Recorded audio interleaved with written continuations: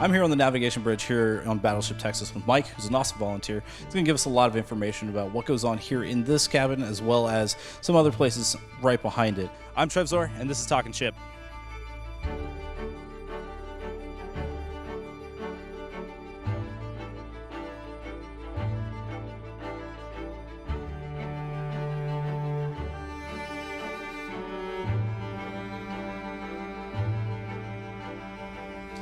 So, Mike, we're here in the navigation bridge, and we were told yesterday when we first came in here that this is the site of the only combat fatality that happened on Battleship Texas. Can you tell us a little bit about what happened there? The fatality was Seaman Chris Christensen was standing right here as the helmsman. He was controlling the ship using this trolley-type device here. This is hydraulic steering, as opposed to the electric steering on the helm, which is much tougher. He was standing here as they were off Cherbourg, trying to take the port, protect the army who was coming up the Cherbourg Peninsula. They took a great many shells around the ship all day long.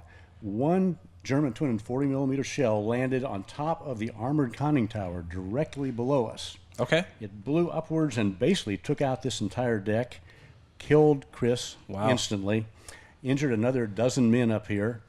The captain was out on the bridge wing at the time, so he was knocked cold, woke up, and immediately went back in control. The ship never lost a beat in the fight. They transferred control down below decks, finished the mission, and continued as you would expect a warship to do. Fantastic. So it sounds like you've got multiple areas of control on the ship, but we have a lot of controls in here. What do these all do? You said we have electric steering as well as hydraulic steering, but what... Well, this is what, of course, you see in all the war movies, all the head full and reading it down like this. Sure. What that does when you do this, it sends a signal down to the engine room and the boiler room. Stand by, get ready for your steam to take up more turns on the propellers for more speed. All head full may mean 18 knots, 22 knots. Sure. What then happens is the quartermaster knows that the captain will call for 20 knots.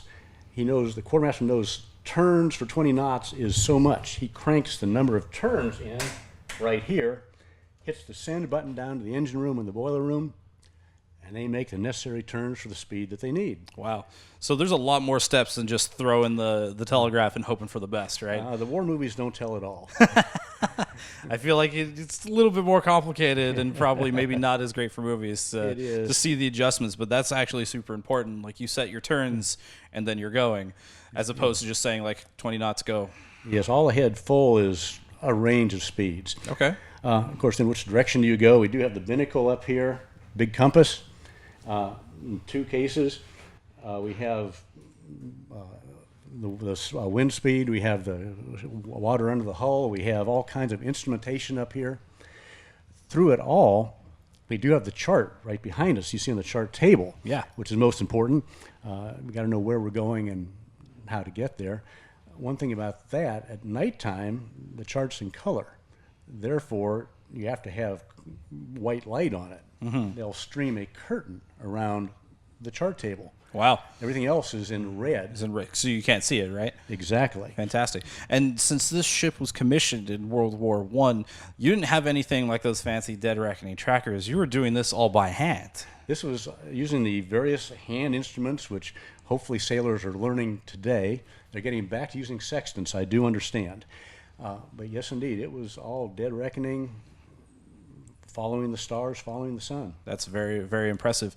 And this being the spot where everything's happening in terms of moving the ship, I imagine Captain's going to be here as well.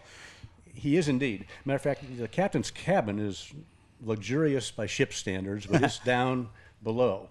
Once the ship shifts colors, the lines go over and we go to sea, the captain basically moves to his sea cabin, which is right behind the bridge, down a very short ladder, and that's where he lives when we're at sea. He's got to be immediately available to the bridge.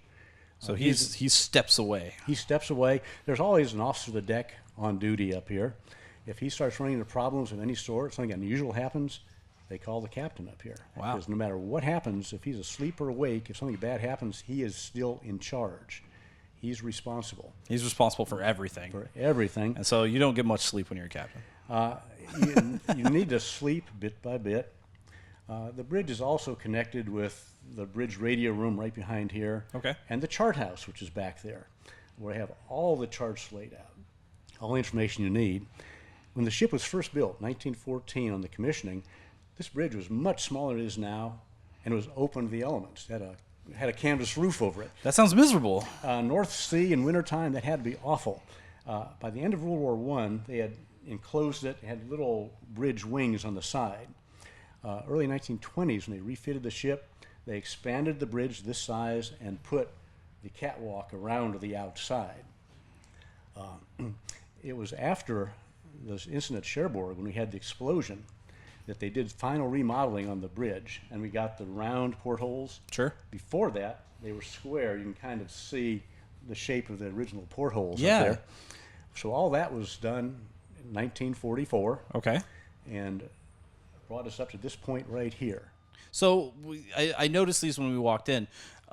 What is the benefit of round, smaller portholes than these big square ones?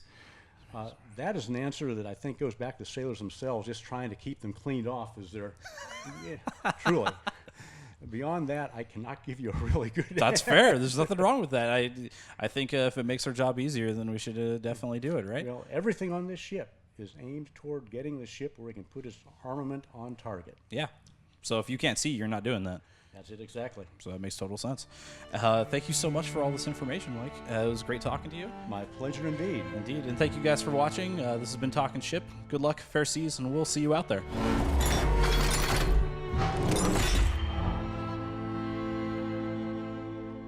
Remember, everybody, Battleship Texas needs your help. Yes, come visit her or go to our website, battleshiptexas.org, battleshiptexas.org.